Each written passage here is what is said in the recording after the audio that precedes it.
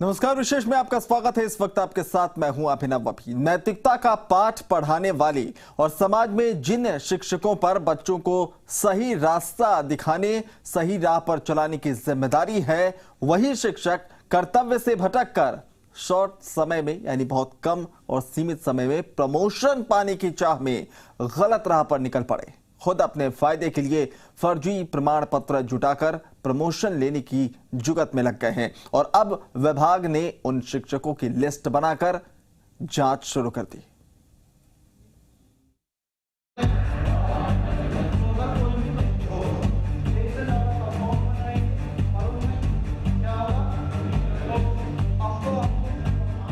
कहते हैं गुरु का वचन सबसे पाक होता है। गुरु के साफ दिल में जिंदगी का फलसफा लिखता है, गलत राह से रोकता है, सही राह पर चलने का सलीका बताता है।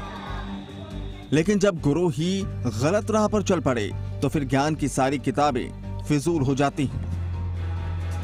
दरअसल जोधपुर में फर्जी प्रमाण पत्र के आधार पर गुरुजी प्रमोशन लेने चले, लेकिन शिकायत के बाद विभाग ने जब जांच शुरू की तो सैकड़ों गुरुजी फर्जी प्रमाण पत्र के सहारे प्रमोशन की जुगत में गणित लगाते मिले। कई शिक्षकों को प्रमोशन भी मिल गया। जोधपुर मंडल के सैकड़ों शिक्षकों ने कई विश्वविद्यालय से अतिरिक्त कोर्स की डिग्री हासिल कर विभाग में जमा करवाकर प्रमोशन लेने की जुगत की, लेकिन अब उन शिक्षकों के खिलाफ विभागीय जांच शुरू हो गई है। जोधपुर संभाग के अध्यापक से वरिष्ठ अध्यापक पद की पदोन्नति के लिए कुछ शिक्षकों ने ऐसे जो प्रमाण पत्र प्रस्तुत किए हैं जो निर्धारित मानदंड अनुरूप नहीं है और जो उन्होंने संगम विश्वविद्यालय, मेवाड़ विश्वविद्यालय और सिंघानिया विश्वविद्यालय के प्रमाण पत्र कोर्स जो उन्होंने अतिरिक्त विषय के रूप में, एडिशनल सब्जेक्ट के रूप में उत्तीर्ण किए थे, वो हमारे डिग्री के समकक्ष नहीं होने के कारण वो मान्य नहीं है।